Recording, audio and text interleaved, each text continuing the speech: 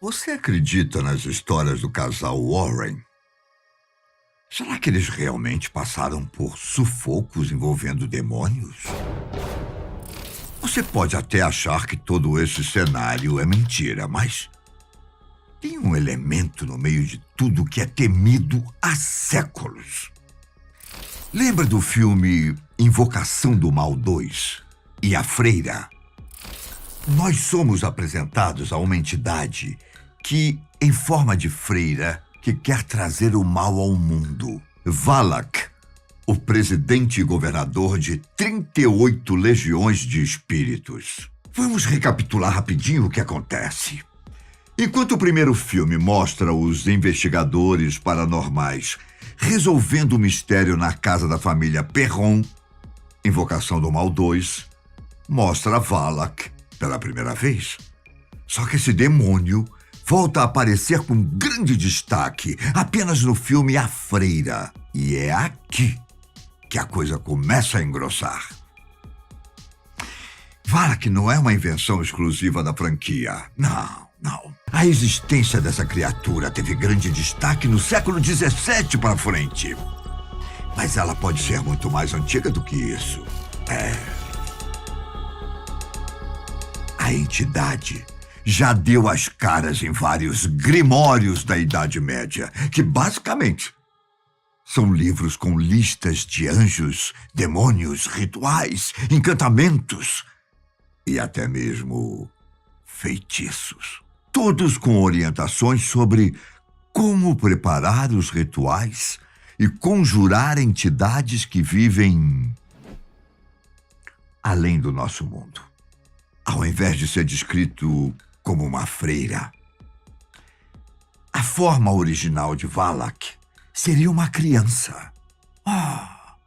Com asinhas de anjo, que é capaz de montar em um dragão de 2 cabeças.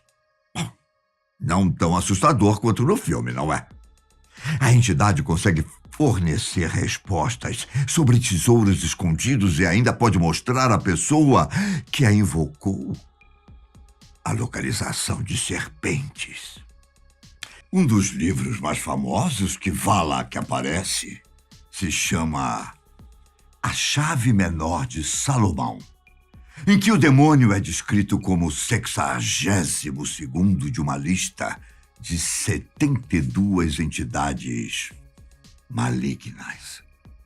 O primeiro de todos é conhecido como Rei Baal, enquanto o último é chamado de Conde Andromalius. Belo nome. Eu posso falar mais sobre eles em outra ocasião. Se você quiser, aí você fala comigo que eu falo. Mas agora a questão é o Valak. Ele teria sido um dos demônios que o próprio rei Salomão, o mesmo da Bíblia, teria sido capaz de domar enquanto esteve vivo. Para quem conhece as histórias da Bíblia, essa informação pode parecer nova, mas você já vai entender o que aconteceu. O conhecimento desses detalhes só teria ganhado destaque no século II a.C., quando começou a se espalhar a ideia de que Salomão também tinha conhecimento de magia e astrologia. O rei teria tido contato e vencido batalhas com 72 entidades. E seu livro teria as informações necessárias de como aprisioná-las caso alguém entrasse em contato com uma. Bom, eu gostaria de dizer que isso tudo é 100% verdade.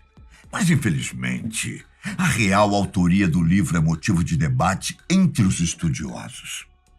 Há quem diga que Salomão nada teve a ver com a escrita, e o livro basicamente reúne textos escritos antes do século XVII. Por exemplo, Valak também aparece em um livro do século XVI sobre a ilusão dos demônios, feitiços e venenos. Ele foi escrito pelo demonologista Johann Weyer. E logo no apêndice da obra, Falsa Monarquia dos Demônios, a entidade aparece na posição 50 de 69 demônios. É assim que o livro de Salomão. Essa obra tem os rituais proibidos para conjurar cada uma das entidades. Você teria coragem de ler? Bom, eu não vou bater o pé aqui para dizer quem realmente escreveu A Chave Menor de Salomão. Mas, caso tenha sido a figura bíblica, isso só prova que Valak já é conhecido há milênios. E o fato do livro de Salomão ter sido listado no índice dos livros proibidos do Vaticano me fez pensar que a igreja estava com medo do conteúdo, ah? Por mais que A Chave Menor de Salomão tenha sido proibido por séculos, o Grimório ainda era encontrado em muitos padres católicos e se tornou estranhamente popular na Europa. Nesses manuscritos antigos, o comum é que Valak seja listado como um presidente. Só que a entidade também aparece como uma espécie de príncipe. Mas não se deixe enganar pelos títulos, hein? Valak é um demônio que trabalha através de possessões para cumprir o acordo com quem invocá-lo. No geral, ele pode ser chamado para fazer maldições, realizar vinganças e, como eu disse anteriormente, encontrar tesouros. Dizem que ele pode ser invocado quando uma pessoa precisa de um aumento no trabalho. Olha, eu sei o interesse de vocês. Para uma promoção em um cargo, também pode invocá-lo. Ou até para trazer sorte em negociações financeiras. Só não sei se podemos chamar exatamente de sorte. Ao ser chamado durante um ritual, Valak exige alguma coisa em troca.